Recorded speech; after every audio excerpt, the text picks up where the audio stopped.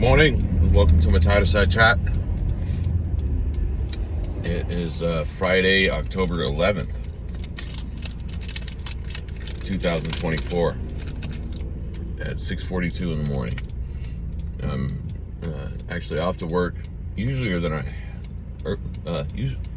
earlier than I had been. I've just been so busy and preoccupied with so many things outside of work this past month especially. It's been a weird time, a different time for change. I like to embrace change. I don't know, I like things. I don't like being stagnant, I guess. Maybe that's why I like traveling so much. I'm traveling for work. But yeah, it mixes things up, and I can't talk today, excuse me. So yeah, on my way in earlier yesterday, actually I was there by now. I was planning on getting there at like 6:30 this morning. I started getting ready a little after 6, and I don't know what happened. I got delayed. I got this new shirt in the mail from Stitch Fix. Actually, they send you a box of like 5 items. I liked this one, and then it was just like a burgundy t-shirt, nice, comfortable, good quality t-shirt that I kept. I'm gonna send the rest of the stuff back. The other things I either didn't like or it was like too similar to something I already owned. And so I was like, oh, cool, a new shirt. I really wanted to wear it, so of course I had to iron it. And then since I had to iron out, I ironed my pants, and I do almost every day. I wind up ironing my clothes, mainly my pants, because I do wear the same pants multiple days in a row.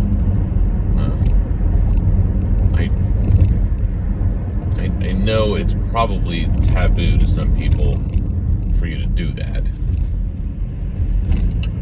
but when you're just sitting at a desk all day, you're not really getting them dirty, you're not sweating, they're perfectly clean. Like you could wear them like 3-4 days in a row and it's fine. They don't smell, you don't feel disgusting.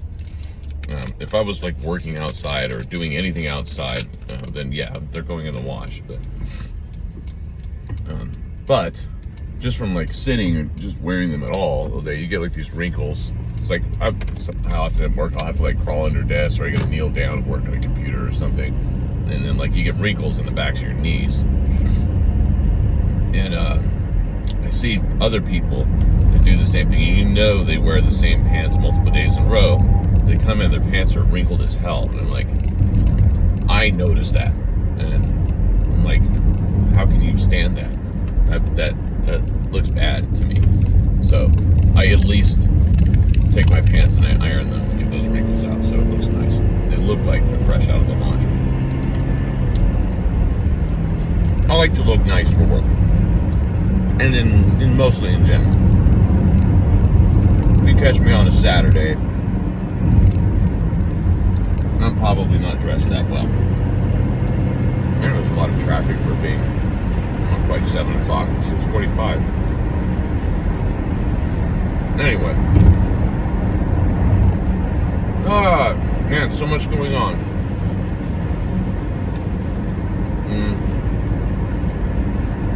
I had lunch with Seabergs, my grandparents, yesterday. Grandma Linda and their roommate / somewhat caretaker Steve.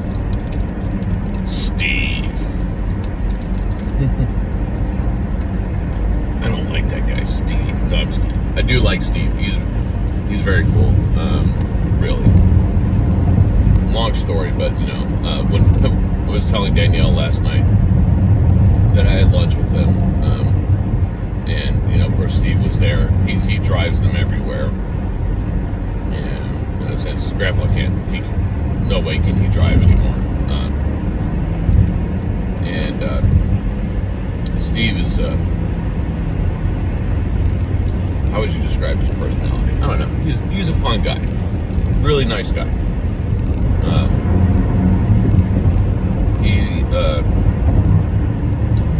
guess he's worked all sorts of odd jobs in his life. He's like 72 now as well, so he's still 20 years younger than my grandpa. And he moved in with them when they were living out in Clovis here. Well, technically it was Fresno, but it was way out, like basically in Clovis, on like Shields and Temperance.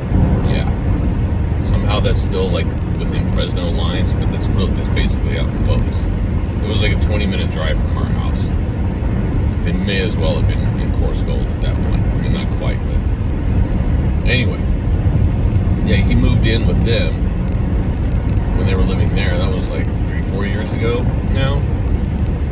And I remember like we went over there for dinner, and we were like, "Who's this guy?" And he was like, "Oh, Steve's here, and he's gonna cook and make us dinner and have dinner with us, like on Thanksgiving and stuff, or or whatever. It might not have been Thanksgiving, but like somewhat major occasion, like the whole family's there, and then there's Steve.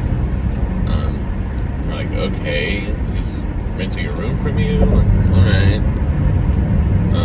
It seemed kind of odd at first to me, but he's been with them this whole time, and then they moved up to Coarse Gold, and as Grandpa's been kind of declining, yeah, he like helps them out a lot. I think he probably contributes to finances a little bit, and food and stuff like that. So I mean, it's really a great situation. I mean, he seems to enjoy living with them. They get along really well. So I mean, yeah, I couldn't ask for more, because if he wasn't there, someone else would be having to take care of Grandma and Grandpa, and sorry, there's no one else in the vicinity, so it'd probably be me, or I'd have to help figure that out. I've already had to help them with their finances and stuff. Dude, sorry, 88 miles per hour isn't fast enough for you? It's fast enough for the DeLorean. Oh God, I'm moving out of the way. Look at this guy. I should do 100. Fine. Piss off. Piss off. You go home and you die. Alright. I digress. I had lunch with the Seabirds yesterday. I had Linda and Steve are doing some music thing at Pardini's this weekend, and Steve called me like a week ago and asked if I could help provide them with like a mix CD of karaoke, like backing tracks. And I was like, yeah, sure. And I was like, just give me a list of the songs you want. And finally Linda did, like by Sunday, and I was busy. I've just been busy all the time. Nary a minute do I have to sit down on the couch and watch TV. I did that for about 45 minutes last night, and I think I sat down at 8:30.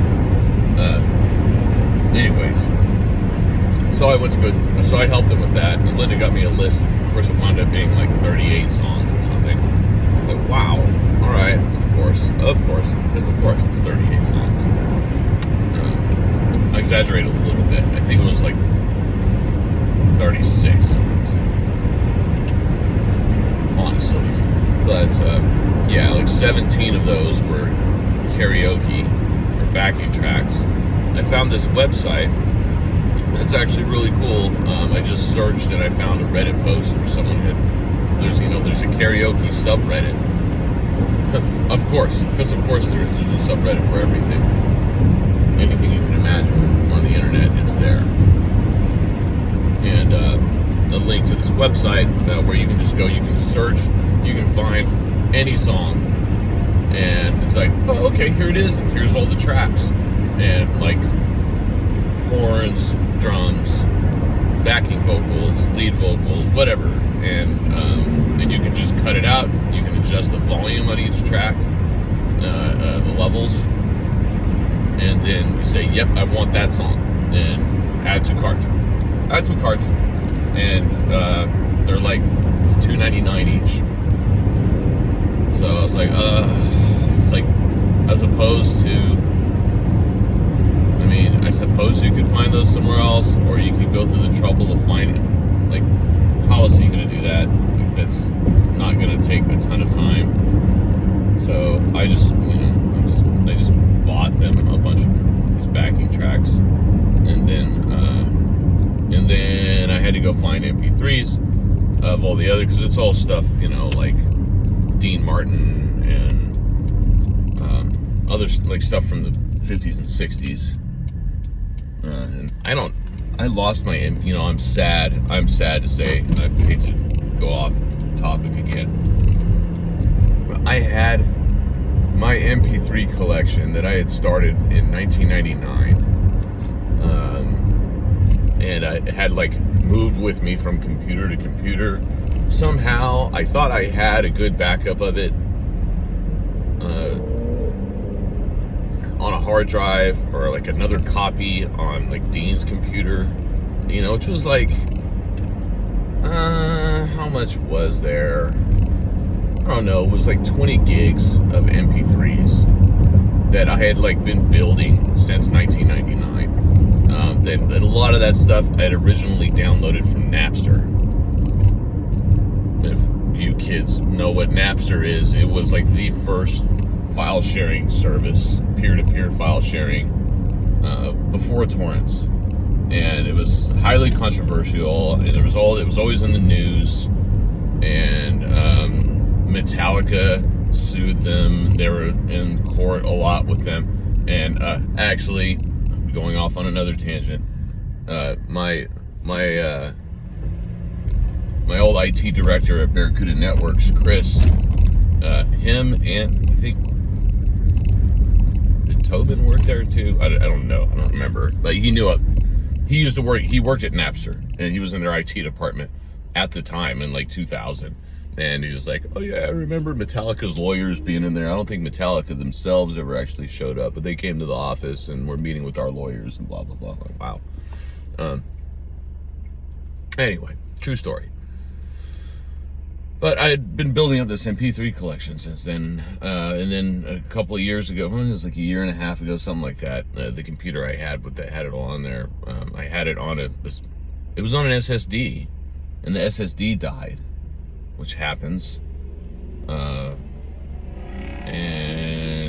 I was like, oh shoot, and I still so that was that, and then I thought, oh okay, well I've got another copy on Dean's computer. I'm pretty sure I copied that whole MP3 collection over there for him, and I could not find it.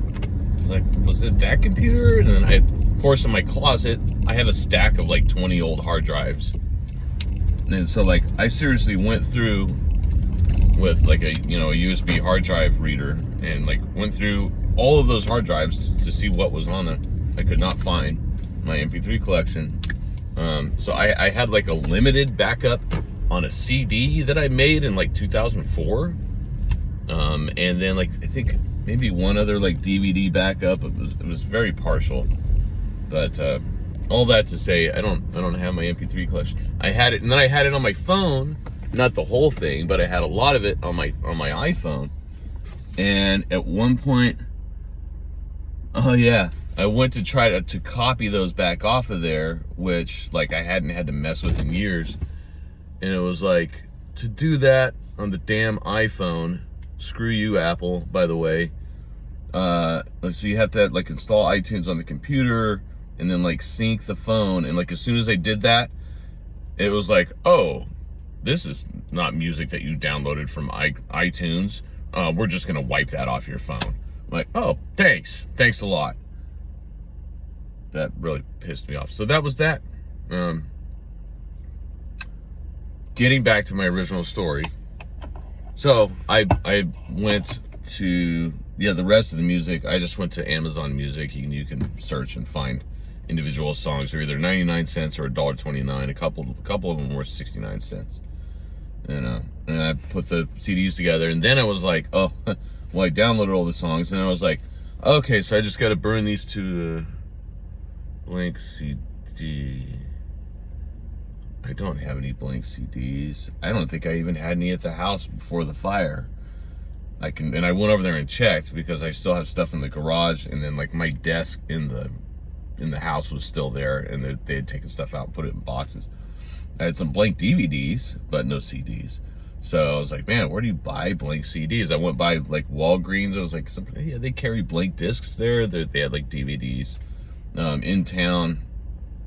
Maybe Best Buy or somewhere. I think Walmart said on the website that they had them. But I wound up ordering them on Amazon for same day delivery. It was like $8.59 for a pack of 25, a spindle. And yeah, and then so that delayed me another day. And then yeah, finally like Wednesday night, I finished downloading everything and then put them in order and burn them to disk using Windows Media Player, the old Windows Media Player from like Windows 7. That's still on Windows 11.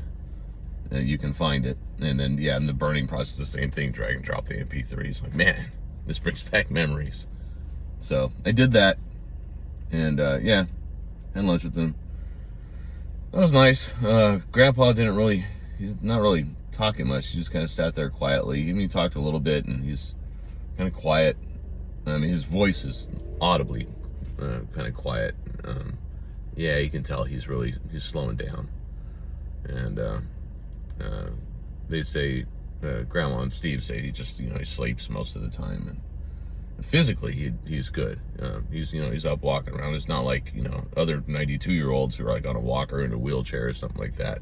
Physically he's good. He's just mentally declining a little bit. But we had a nice lunch. We were there for like an hour. Went to Olive Garden out here in Clovis, and yeah, I just brought them up to speed on everything that's going on and with the fire situation at the house, and how the kids are doing in school, and Kaya's working at Target and really liking her job, and she's in her second year at City College, and she's doing really good with art stuff, and Dean's doing all kinds of music stuff at school and at home, and he's getting straight A's and taking all of his gate classes, and he's a fantastic kid, and he's doing really well, and so is Kaya, really. So but yeah, it was good to see them and have lunch. And I just had it was Olive Garden. Oh boy, I had salad and breadsticks. That was all I could eat on my new diet. Even like the soup, I was like, I can't have that. It's like the tomatoes and rosemary and thyme and all this. I can't have any of the Italian seasonings even, really. But yeah, that was fine. So all right, well, I'm at work now. I guess I'll go inside and get some work done. It's 6:59. Signing off. Happy Friday, everyone. Oh, I've got my gig at the fair tomorrow from noon to 2. And we got rehearsal again tonight. Ben Andrade's going to be there. I'm having him do vocals on 5 songs. That's it. Otherwise, like, I'm in control of the whole thing. And with contributions from everyone else, the 2 guitarists and Taylor. And I'm singing and playing bass, and we're just doing like a bunch of 90s covers and some classic rock stuff, a little Eric Clapton, we're doing Pink Floyd, and what else? Bunch of fun stuff, just covers, I'd like to eventually get to a spot where, with a regular group, writing our own originals. Maybe, we'll see. I don't know. I'm having fun. That's what's important, I guess. So, I'm not trying to get a record deal. Which, as Rick Beato pointed out, there are no new bands getting record deals anymore. That's not the way it works. You have to be a solo artist. And you just record a song on your laptop at home. You write it, and then you release it on TikTok and get 10 million views. And then you get picked up, and then that song gets sold on Apple Music. That's how you make money in the industry these days. There are no bands anymore. They just contract musicians, and you have a team of writers that write the songs for you.